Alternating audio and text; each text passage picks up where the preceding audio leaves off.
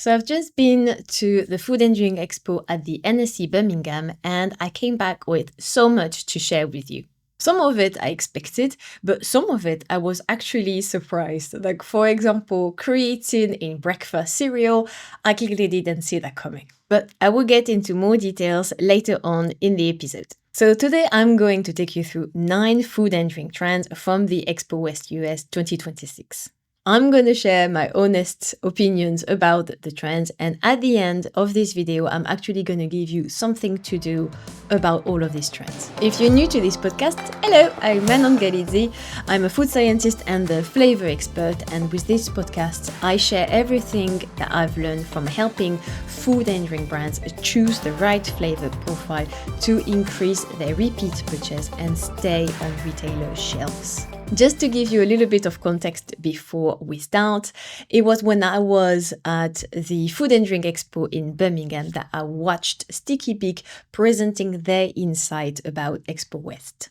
And if you don't know Expo West, this is one of the biggest food and drink trade show in the world and is always in the US. And I think it's important because actually a lot of trends start from the US and then they come to the UK and then Europe, 2 to 3 years in the UK and about 5 years in Europe. So it's usually a good heads up of what is coming. And I have to say, trend number 6 is one of the ones that really surprised me the most. So keep that in mind when we are coming to trend number 6. The first trend is fibre. Okay, there is no surprise here. Fibers have been building up for years, but it showed up very strongly at the Expo West this year. 2 things are driving it. The first is the growth of the GLP-1, which we will come back to in one of the trends. And the other one is actually the awareness of gut health by the consumers. Consumers starting to understand that there is more to fiber than just digestion, but there are other things that are involved, such as the level of energy, focus, mood, inflammation. It goes just beyond just the gut. So I asked Sticky Beak after their presentation something that I'm sure a lot of food and drink brands in the UK are going to relate. Because we know in the UK and in Europe, the health claim that you can do around fibers are very limited, not only for the ingredient that you can use, but also for the health claim themselves. And let's just be honest here, they are not sexy and they are not necessarily the health claim you want to put on your pack, right? So my question was what food and drink brands in UK and Europe can do when they are very limited with health claim. And the answer was very interesting. So what they suggested to do was not really to put the health claims on pack as such, because they say most of the time consumers don't even understand the claims anyway. What they said was instead to use social media and influencers or any of their consumers' feedback in the video or in writing to explain how they feel when they eat or drink their product. So this approach is much more powerful because rather than focusing on paper on a health claim that does something to your bowels, and I won't go into too much details about the health claims, people actually just say, I feel so much better, I feel I have more energy, my mood improve, etc. etc. So this is so much more powerful because it is based on your consumers' feedback directly. Trend number 2, convenient beats health. It doesn't mean that healthy is not important. It just means between a product that is very healthy but quite hard to use and not very convenient, and a product that is slightly less healthy but very convenient, something on the go, for example, or something you will put 30 seconds in the microwave, consumers are going to choose convenience. So if you choose to have a product that has a lot of health benefits, be sure it's also very easy to use and very convenient for the consumers. Health has to fit into people's life, and if it doesn't, they are just going to find something else. Trend number 3, and I think this one is quite interesting, is the use of the word real, which I saw a lot when I was at the Food and Drink Expo, but also showed up at the Expo West. No, let's be real. No pun intending. Real is not a claim that you can put on your pack because there is no legislation behind it. So anything that you put on packs, such as low sugar, high in protein, there is a strict legislation behind it. Real, there is nothing behind it. And I don't think people really understand what it means, and people will have different perception about it. So rather than using real on your packaging, I think what is important is to understand the consumer's mindset behind this word. So in short, consumers want to understand the ingredients that are on the label. They want shorter ingredients. They want something that is much more clean label, something that they recognize, something that they can actually have in their kitchen, if that makes sense. So with the ultra-processed food scandals, people want something much more simpler. And we saw that with Marks and Spencer's with their only 6 ingredients range, for example. So I think real means much more something that you can do at home rather than something that is ultra-processed. So limited amount of ingredients and ingredients that consumers actually understand. Trend number 4 is coffee is still a very popular drink, but there is a slight drift about it. There are 2 things that are actually driving this. The first is the price of coffee that gone up through the roof. And the other, which is again much more interesting, is the youngest consumers are much more aware of the effects of the coffee. So they don't like having a huge peak of energy and then a huge crash after it. They don't like the jitters and the heartbeat that is increasing massively. They like the drink, but they don't like the effect of such a high amount of caffeine. What is growing in this space is a natural energy sources and adaptogens, such as lion mane mushroom, for example. They are the kind of product that give you slow and steady energy rather than having a huge peak and a huge crash afterwards. So matcha obviously has become very popular in the UK a few years ago and now is booming and you can find it literally everywhere. But you also have much more adaptogens that are growing in the space.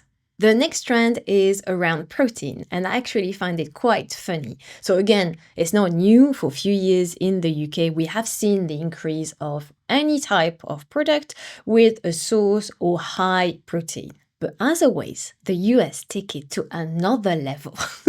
So it is not a differentiator anymore. You can find protein in literally everything in the US, from pasta sauce to ice cream to jam. So a bit extreme. But what you have to understand is they've showed some study where it's not because you have something that is high in protein that the consumers are definitely going to click and connect with this product.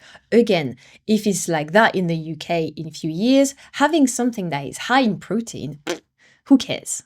Every single product on every single shelf is high in protein. So it's not going to be a differentiator, but also you have to understand that the consumers will connect with things that are high in protein and won't connect with others. Like for example, if a product is high in protein naturally, so for example, you think about obviously animal products, you think about plant-based such as pulses, you think about yogurt and kefir, all of these products are naturally rich in protein. So in the head of consumers, it makes sense to have a little bit of a boost and have a yogurt which is naturally have protein to be high in protein. We are just boosting the amount of protein that is already there. So for the consumer's head, it makes sense.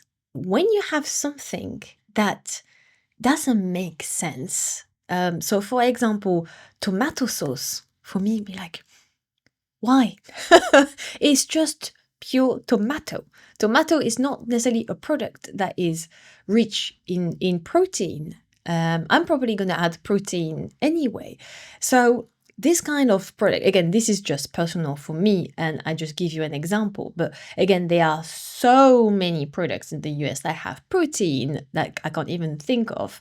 That doesn't make sense for the consumers, and they show that during the presentation. So it's not because you put high protein on the label that your product is going to work. It has to make sense with the consumer's mindset of protein. But another thing that is shifting with protein is around GLP-1 and how consumers now eat with this medicine. So consumers who take the GLP-1 medicine, whatever the brand they use, they will eat smaller portion through the day. So each of the portions that they eat has to be full of nutrients, and fiber and protein are the two nutrients they are looking for in all of the little consumption that they do. So what they show during the Expo West is the product don't mention it necessarily on pack that they are for GLP-1 consumers, but they say is nutrient dense, nutrient rich, full of protein and fibers. This is also what drive again and again this high protein content in every single product. So what push that protein content is also a lot of products that are meant for women's health and women longevity. Actually, I would love to know if you're already starting to see the same craziness around protein in the UK. So if you have seen strange products that are high in protein, let me know in the comments. Another trend, which I mentioned at the beginning, is around creatine. So creatine is a very interesting supplement because, again, it has been around for years, but it was very much gym, male, sport nutrition focus.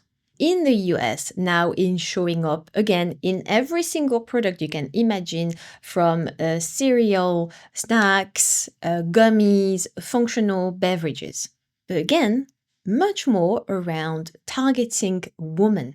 And to be honest, it was kind of the same for all of the protein shake, where a few years ago, like maybe 20 years ago, maybe more, all of the sport nutrition, all of the protein shake were again much more focused on men who goes to the gym, athletes who does bodybuilding, and slightly over the years, the focus have shifted towards women or just normal people that don't do necessarily bodybuilding, that goes to the gym, or they go for a run, or they do some walking. So it became much more mainstream, but also very women focused. Now, the only thing you have to know is the regulation around creatine in the US, in the UK, and in Europe is not up to date yet in terms of dosages, in terms of classifications. So before you use creatine, or if you're currently using creatine, just triple check the legislation, whatever you're launching the product, just to be safe. Another trend is around functional beverages. So we know how popular it is. You can imagine how crazy it is in the US. But again, there is a slight shift to it. At the moment, it's a little bit classified, what we can see in the UK anyway, into one type of functionality. So you have hydration, you have collagen, you have functionality with vitamins and minerals, energy. It is kind of different benefits in each product, but that's not enough anymore. What seems to happen in the US at the moment is all of the health benefits in one product. So you have your hydration, your adaptogen, your collagen, and your gut health, everything in one product. And I think, again, it comes back to convenience. Maybe consumers are fed up of having either a lot of supplements when they take in the morning, or having one drink for collagen, one drink for this. They just want everything in one product. Trend 8 is the resurgence of meat and dairy. And to be honest, I'm not surprised. The Expo West showed a lot of snack based on meats, such as beef jerky, which was very popular, but also beef tallow. So beef tallow is having a moment because they show the younger generation don't want seed oils. So it is an alternative to all of the seed oils on the market. But beef tallow, and similar to the creatine, consumers don't really understand what it is and where it comes from. So the brands definitely need to have a little bit of education and also make them understand, for example, for beef tallow, how to use it in recipes to make it more visual and more clear for consumers what it is and how much you have to use. And I think this trend for coming back to dairy and meat come back to something that I saw about 10 years ago when plant-based and vegan became very popular. And I already explained this in one of the episodes of the podcast, but something really stayed with me. I was working in a Flavour supplier at that time, and when vegan became very popular in the UK, we did a huge tasting, sweet and savory, and we were all genuinely very excited. And we became quickly very disappointed. So what happened was most of the product, first of all, tried to mimic the original. So that was something very shocking for us. Working in innovation was there is no innovation. There is no new product. It's just a copy-paste of a product that already exists. I'm so sorry if you are a vegan brand that do ham or steak. It is what it is. There's a lot of technology going into that and a lot of work. That's not what I'm saying. But there is no creativity in terms of let's do something different. So that was the first thing. But also, they tasted so bad. I'm so sorry, but they were absolutely revolting. Both on the dairy, on the sweet, on the savory, all of these products didn't taste nice at all. Not only didn't taste nice, but also you will never be able to say, oh yeah, it tastes like a yogurt, or yeah, it tastes like a meat or ham or tuna. But there was nothing around being nutritious, being healthy, using pulses, for example. There was nothing new in terms of creativity, but there was nothing nutritious. Using veg, using pulses. And there was a lot of reports that showed that this is why a lot of vegan brands really struggled, and they saw a huge peak 10 years ago of their sales, and now it keep on crashing and crashing because even though their product massively increased, let's be honest, it has been proven that some of these plant-based product that try to mimic the meat or the dairy product are less healthy than the original. But if they are doing it for their health and helping the environment, and they found out that the product that was vegan had more fat, more salt, more sugar than the actual product, it doesn't make any sense. Everyone thought that plant-based and vegan product will be healthier. It wasn't. So not only because vegan and plant-based product had a bad press because they are not nutritious and they're actually not really healthy and they don't taste very nice, people are fed up. They are coming back to the real product. They are thinking, you know what, I'm maybe going to eat a little bit less of the meat or the yogurt, but I'm still going back to what tastes good. And what we see more, thankfully, is much more wholesome, healthy, nutritious, vegan and plant-based product. And I think this is the future of plant-based and vegan brand, is to do something that is completely different, creative, with a lot of goodnesses and tastes fucking good. Okay, rant over. Trend number 9 is around GLP-1. So like I said, on Expo West, GLP-1 was not really loud on packaging. It wasn't a product developed especially for GLP-1 consumers. It was more, again, understanding how these consumers of this medicine will eat differently. They now have a very different behavior when it comes to eating and drinking and what they buy. And even in the UK, we see it already with all of the Marks and Spencer's range of density rich product, but even Greggs have done smaller portion, especially for them. So you don't need in the UK, again, to shout that this is for GLP-1 consumers, but creating product around these new sales habits could be very interesting. So for example, leading with nutrient density, smaller portions, bite-size indulgent, which was very huge in the US. So meaning because they eat smaller portions throughout the day, every portion counts, and indulgent is still a very high reason why you eat certain food or drink certain drinks. Is indulgent is still very prominent.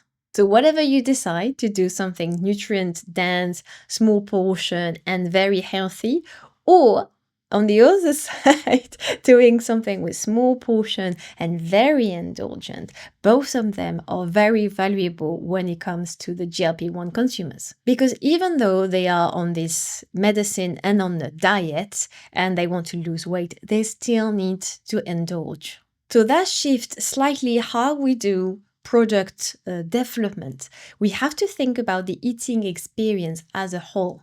Okay, we saw the 9 trends. That was quite a lot to take in.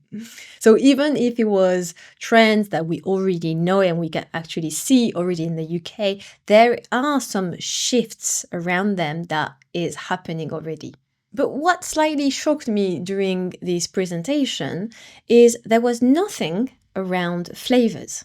And I see a lot when I talk to food and drink founders, a lot of them hide behind the health benefits of their product. And they don't think that taste is so much of an issue or is so much the driver of the sales or their repeat purchase. But as you know, in the UK, research has showed, and I keep on saying this, flavor and taste is the number one driver for repeat purchase. Not health benefits, not cost, not convenience. Taste. So if you think that your consumers are going to buy your product again and again because it has certain functionality or certain health benefits, you have to think twice. If you are the only one on the market, that's fine. Like when, for example, Perfect Ted came along in the UK, they were the only one doing ready-to-drink matcha. No one else was doing this. But nowadays, few years later, everyone is doing. They have so much more competition around it. They have to be very careful of the taste of their product because again, the health benefits is not enough when you have dozens of competitors that are just one things is to steal your consumers. So before you jump on these trends or just do some tweakings about what you already have in your product. Always think about the taste and the flavors. But most importantly, does it fit your target consumers? Is it what your target consumers really expect in terms of flavors? Because let's be honest, a lot of food and drink brands have done their research, their market research in terms of their target consumers, but none of them have done the research of understanding actually their palate and what kind of flavors they expect. And again, I'm not saying just, do they want a chocolate or vanilla? What sort of chocolate do they want? Do they want something that is quite citrusy? Something, I'm thinking about all of the flavor characteristics. So something citrusy, something red berry, something a little bit more rummy or spicy. I try to think about all of the wheel. And the same for vanilla. Do they want something that is creamy, something that is very beany and extracty, almost solventy, something fruity? Understanding your target consumers' preferences and habits. What sort of product do they buy? Whatever is your competitors or similar product or something completely different. What restaurants or takeaway do they go to? If you are something nostalgic, what sort of product is nostalgic for them and what actually does it taste like? What product in terms of flavors feel premium for them? Is it something more botanical? Is it something more tropical and exotic? You really have to understand your target consumers and don't do any assumption. If we take Sriracha as an example, if you have different demographic about what Sriracha mean to them, you will have a very different answers. Some people will say that they never heard of it. So I'm thinking about the boomers or maybe above. Maybe they heard of it, but maybe they never tried it. It's not something that they want to try because it's not something they are familiar with.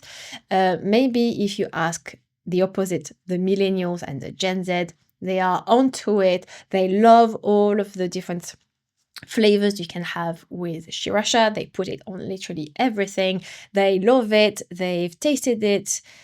They are very familiar with it. So that familiarity is very important. So this is really important to find the flavors that work with your product technically, but also finding the right flavor profile, the right taste for the people who are actually going to buy your product. And this is something that I do with my client, is exactly finding the right flavors and flavor characteristic for their target consumers.